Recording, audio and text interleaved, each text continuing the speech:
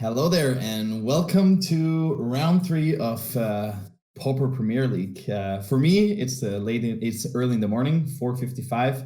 But for Birdman, it's 8 in the evening. And Birdman, what do we have installed for this great match of Pauper? We have Temur Tron versus en-Kor combo. Not a thing I thought I'd be saying a few months ago. No, and we just talked before we went live, and we agreed on that. If Kendra wins this, she'll go against the odds, definitely. Because en-Kor is super favorite in this matchup, unfortunately.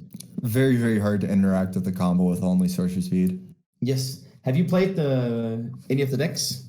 I used to play a lot of Temur Tron before Flickertron even existed, so quite a while ago. But the deck hasn't really changed much. So. No.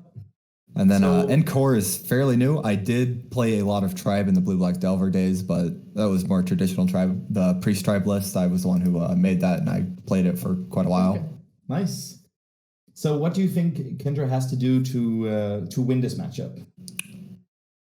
Get a turn 4 Ulamog's Crusher and hope Adam doesn't have it. Yeah. Because Adam has no ways to interact with Crusher, so that's probably Kendra's best way to pressure him, rather than life total go for the permanence. Yeah, and with that being the words, let's go to the battlefield. So, we have the players lined up, and tell me a little bit about if Kendra's hand is worth keeping. It's got 1 Tron land as an Ancient Stirrings. It's pretty slow. It doesn't really have a threat either. I'm inclined to mulligan it. You kind of want a path to turn 3 or 4 Tron, because Temur Tron doesn't really do much without it. Yeah. Then you also want to have something to do once you have Tron. So I'm inclined to keep natural Tron with no threat, but missing both copies of that equation is a little rough. Yeah, and if we look at Adam's hand, he actually has He has the combo in his hand. Yeah. Oh, there's the unblockable too. That's the last piece. So now he needs lands. Yes, he just needs a 1 land now from the top to actually play both creatures to protect the cleric here. They're both actually protected with the way it works, because 1 redirects the 1/1, and the redirection can give infinite toughness. That is true. So if they both hit the table at the same time, sorcery speed removal is not going to help. No. Or a little flame slash can't deal infinite damage. And I guess that is why Adam didn't play the Nomad en-Kor here, because he knows that Kendra has 3 copies of Flame Slash in the main deck. And 1 in hand. Yeah, and correctly in our omnipotent view here with the 1 in hand. So he didn't draw the land, so now he's pondering probably for the 3rd land here to see if he can close the game really quick. Did he find it? I can't quite tell what the card cut off there is. There's an Astrolabe. Getting Brainstorm locked without that 3rd land can be a little rough. Yeah, so maybe that is you're talking about the Crusher being a turn 4 Crusher. It doesn't look like Kendra can do turn 4 there's Crusher. The shuffle. Yeah, okay, so the land was actually on the top. So this could be a potential turn 4 kill if Adam goes for it. Or no, turn 5 yeah. Turn 5 kill, yeah. If he had drawn an untapped land off the top, it would be turn 4 though. Yeah. Pretty solid for always draw Tron off the top. That's my advice on how to play it. Or as Marine Lebert would say, Tron activated. So let's see. Threat to deploy here though. And Adam's just going to end the game on turn 5 here, and there's nothing Kendra can do about it. Actually, a blocker slows it down because Adam doesn't have a 4th land yet, and it's the Umbra costs 3 mana, so you can't give it unblockable on the same turn. That is. You can have it kill whatever you throw under it, but it doesn't have trample. Yeah. But then it will get shadowed the turn after, so I think it seems like now the combo has been assembled. It plays around Flame Slash. Adam has both Dispel, the combo in hand, and the Shadow Rift. So Kendra probably needs to play the Griffin here. Or even the Mulldrifter, just to draw 2 cards instead and block. But I don't think that there's anything in the deck that can make her win the game on the next turn.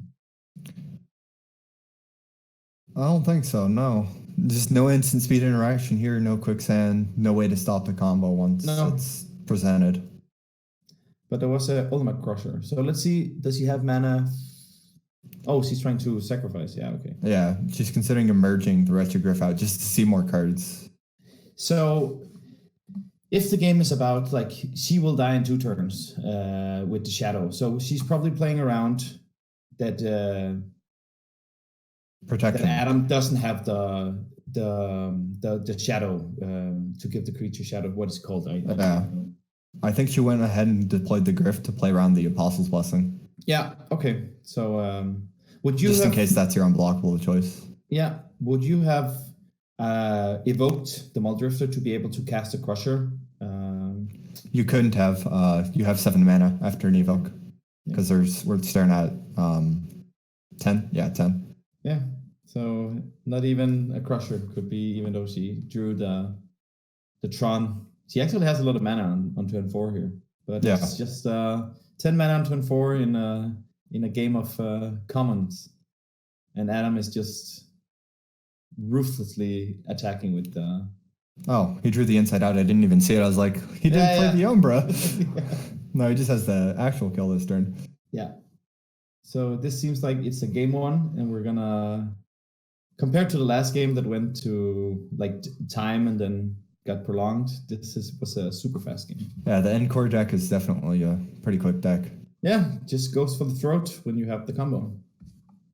So what do you think the Temur Tron deck will board in here to try and fight? I think we're going to see the 2 Electrickery over Flame Slash, and maybe even Leave No Trace over the Flame Slash and Rolling Thunder. Sorcery Speed removal doesn't stop the combo.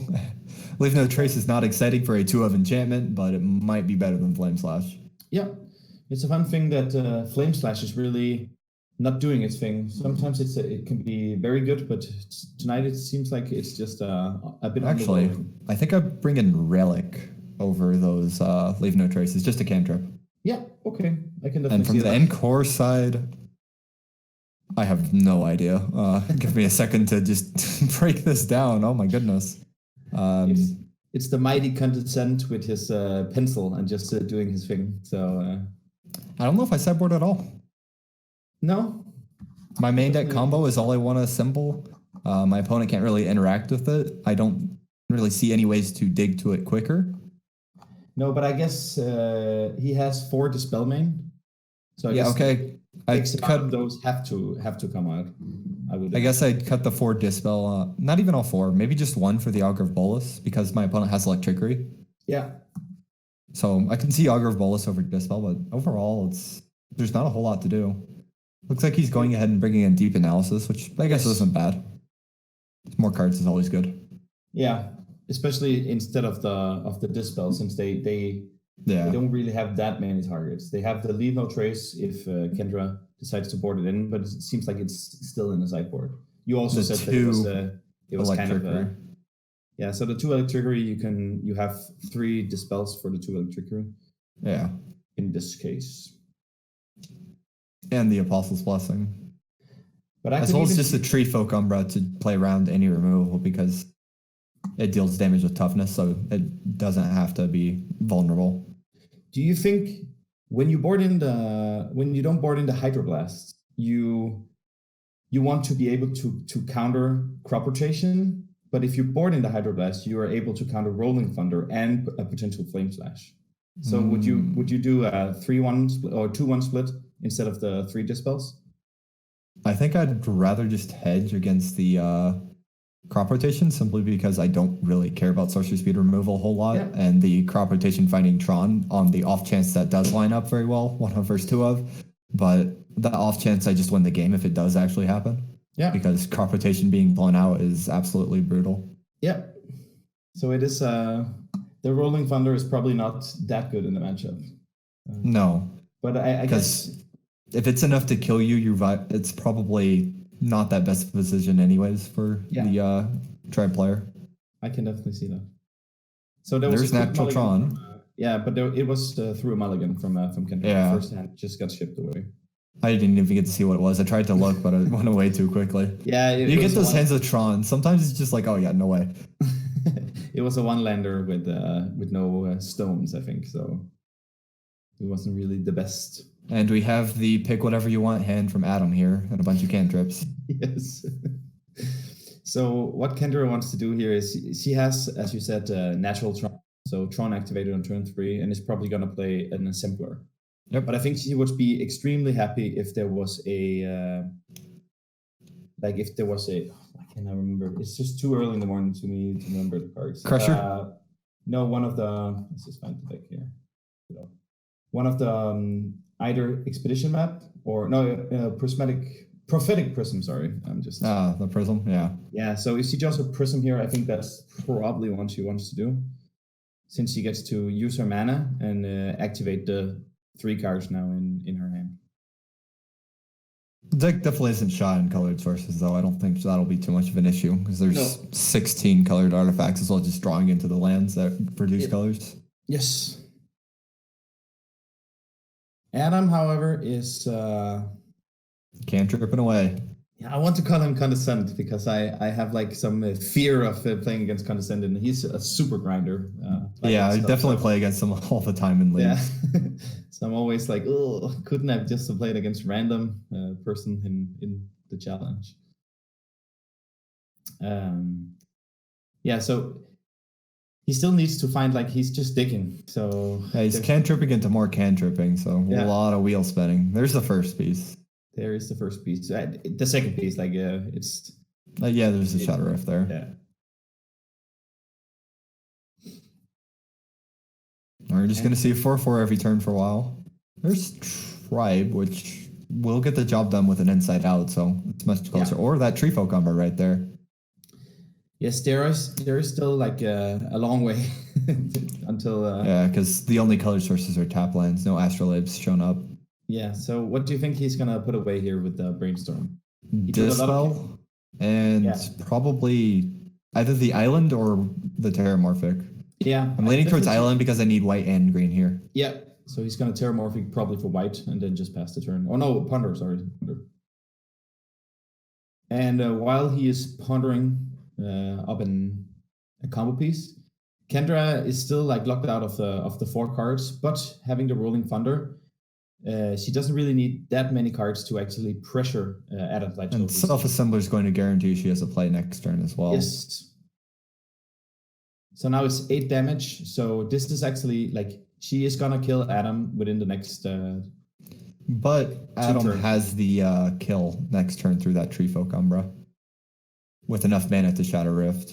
Yes. Because he's going to play Tireless Tribe here because he only has 1 white mana, so you can't go for the other. Oh, or you can just drop the white mana off the top. But I think you still go for Tribe because you need that green mana, which is a tap land.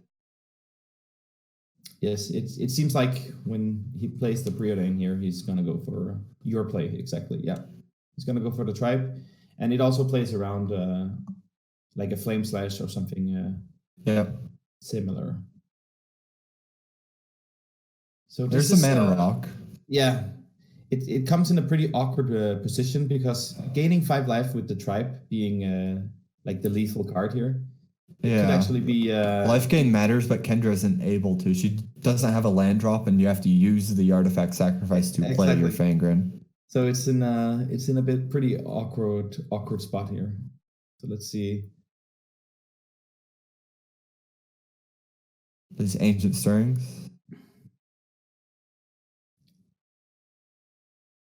Probably hoping for a Tron piece, play the stone, sacrifice it. No, it's not enough. It should have been the tower so that she could gain 5 life from a potential drawn star here, right? Yeah, because she has 6 mana, so she's gonna have 6 mana when she...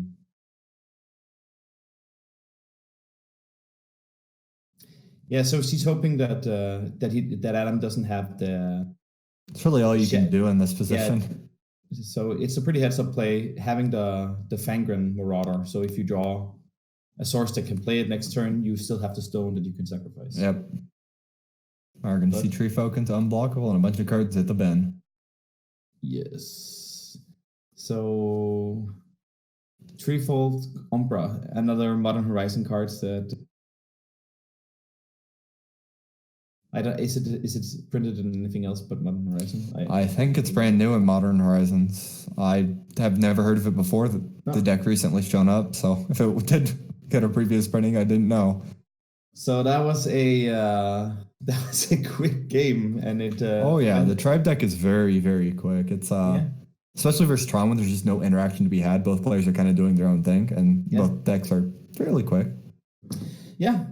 So as you said before, you were like a Temur Tron pilot back in the days, and you said that it's pretty rough. Everything has to like align perfectly, and I didn't. But it I think I just mentioned it off camera on a tech choice. It's not so much a thing anymore, but back in the day, the tech Tron was Quicksand because Tribe was a fairly new deck, as well as Ninja of the Deep Hours being very popular. Quicksand was just an all-star there. Yeah, but it wasn't here. But hopefully you'll take down the last one, and I think I'm up next. But right now we have to go to commercials. So thank you very much for doing some commentary, Charles. And that'll be it for me today. Thanks for having me. And see y'all later. I'll play and I'll do some commentary later. So thank you very much for being here, and I'll see you all later. Bye.